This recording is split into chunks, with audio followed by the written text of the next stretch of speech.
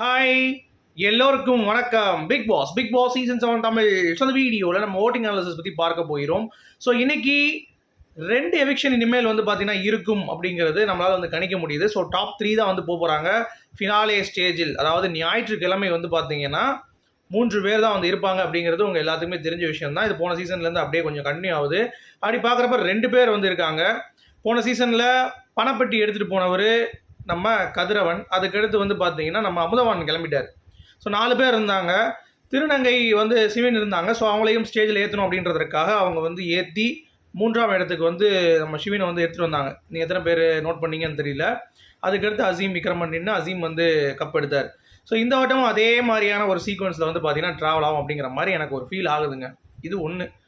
இன்னொன்று வந்து பார்த்தீங்க அப்படின்னா வேறு லெவலில் ஒரு பாயிண்ட் ஆஃப் வியூவில் 2 எவிக்ஷன் இன்னைக்கு அப்புறம் நாளைக்கு, அதாவது வெள்ளி சனி நமக்கு வந்து இன்னைக்கு கிடையாது அவங்களுக்கு, சரியா? ஸோ வெள்ளிக்கிழமை அப்படிங்கிறப்ப நாளைக்கு நமக்கு. ஸோ நாளைக்கு ஒரு எவிக்ஷன் வந்து போகுது அப்படிங்கிறது, அதில் விஷ்ணு வந்து வெளியே இருக்கார் அப்படின்ற மாதிரி வந்து அப்டேட் வந்து வர ஆரம்பிச்சிருச்சு. இன்னொரு மிட் வீக் எவிக்ஷன் யார்? அதாவது சனிக்கிழமை அந்த இது ஏறி மேலேருந்து இறங்கும், கீழே அடுத்து வரும்போது மைனா வந்து தூக்கிட்டு போயிட்டாங்க, ஞாபகம் இருக்கா? ஸோ அந்த மாதிரி வந்து ஒன்று தூக்கிட்டு போயிட்டாங்கன்னா 3 பேர். சண்டே வந்து பார்த்தீங்கன்னா அந்த 3 பேர் இருப்பாங்க. ஸோ உள்ள எல்லா பர்ஃபார்மன்ஸும் இருக்கும். ஸோ 3 பேரும் அவங்க வந்து டான்ஸ் ஆடிட்டு கடைசி வந்து பார்த்தீங்க அப்படின்னா 3 பேரும் வந்து ஸ்டேஜுக்கு வந்துட்டு அவங்க வந்து முடிச்சிட்டாங்க. உள்ள கமல் சார் போய் எல்லாத்துக்கும் வந்து லெட்டர் பேர்லாம் கொடுத்தாருல. ஸோ அந்த மாதிரி இருக்குமா? இல்லை டாப் 5லேருந்து 4 பேரை வந்து இப்போ இந்த 5 பேரும் உள்ளே போயிடுவாங்க, எந்த ஒரு எவிக்ஷனும் இருக்காது. அதுக்கடுத்து ஒருத்தவங்களா கண்ணை கட்டிட்டு வந்து ஒருத்தனை தூக்கிடுவாங்க, ஒருத்தனை பைக்கில் தூக்கிட்டு வந்து அப்படியே தூக்கிடுவாங்க. 5ஆவது சீசனில் அப்படி தான் நடந்துச்சு, ஓகேங்களா? ஸோ கடைசியாக வந்து 2 பேர் ஸ்டேஜுக்கு வந்து எடுத்துகிட்டு வந்துட்டு அடுத்து ஒருத்தவங்க வந்து அறிவிப்பாங்க. ஸோ அல்டிமேட்லேருந்து எனக்கு வந்து இப்படி ஆரம்பிச்சிருச்சு கொஞ்சம், சரிங்களா? ஸோ அதனால் இந்த வட்டம் அதே மாதிரி தான் வந்து ஆர்டர் படி நமக்கு நடக்குது. ஸோ ஆர்டர் படி வந்து பார்த்தீங்கன்னா அர்ச்சனா மக்களின் ஓட்டும்படி ஓரளவுக்கு நம்ம அப்படி தான் தெரியுது. அஃபிஷியலில் தெரியல நமக்கு, அன்அஃபிஷியலில் அதுதான் தெரியுது.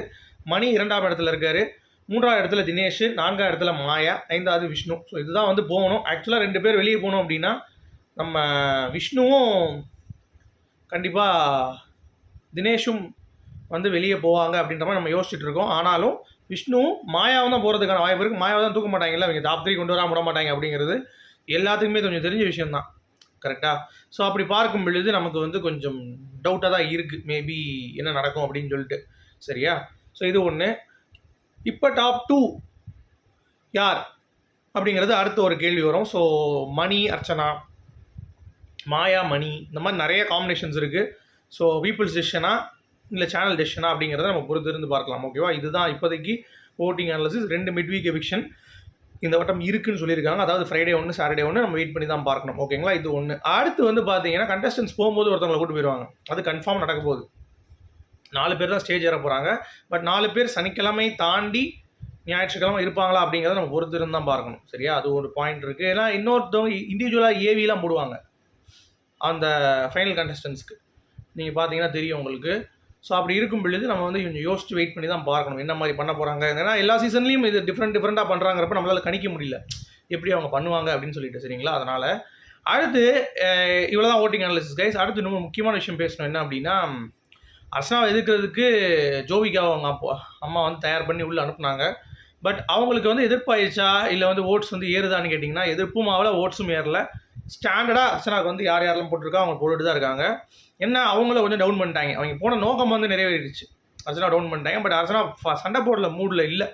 ஸோ இவங்க சண்டை வரும்னு எதிர்பார்த்துருப்பாங்க. மேபி வனிதா போயிருந்தால் 4 வார்த்தை வந்து கேட்டு சண்டையை பிக் பண்ணியிருப்பாங்க. பட் ஜோவிகாக்கு அந்தளவுக்கு எக்ஸ்பீரியன்ஸ் இல்லை அப்படின்றதுனால சின்ன பொண்ணு, ஸோ போயிட்டு சும்மா வந்து வந்துருச்சு அப்படிங்கிறது தான். பட் அது வந்து ஒரு இம்பாக்ட் க்ரியேட் பண்ணியிருக்கு. அர்ச்சனா கொஞ்சம் டல்லாக தான் இருந்தாங்க. பட் இப்போ தான் கொஞ்சம் ஓரளவுக்கு பார்க்குறதுக்கு மூஞ்சே தெரியுது. இல்லாட்டி ரொம்ப டல்லாக இருந்தாங்க அப்படிங்கிறது பாயிண்ட்டு. ஸோ இது வந்து ஒரு ட்வீட் வர போட்டிருந்தாங்க, இந்த மாதிரி பிஆர்ஸ் எக்ஸ்போஸ் பண்ணுறோம் அப்படி இப்படின்ட்டு. உண்மையிலேயே எக்ஸ்போஸ் பண்ணியிருக்கீங்க, ஆனால் அதில் எக்ஸ்போஸ் ஆனது நீங்கள் தான் அப்படிங்கிறது தான் பாயிண்ட்டு. உங்களுடைய கருத்துக்கள் சொல்லுங்கள். மீண்டும் சந்திப்போம். Good bye.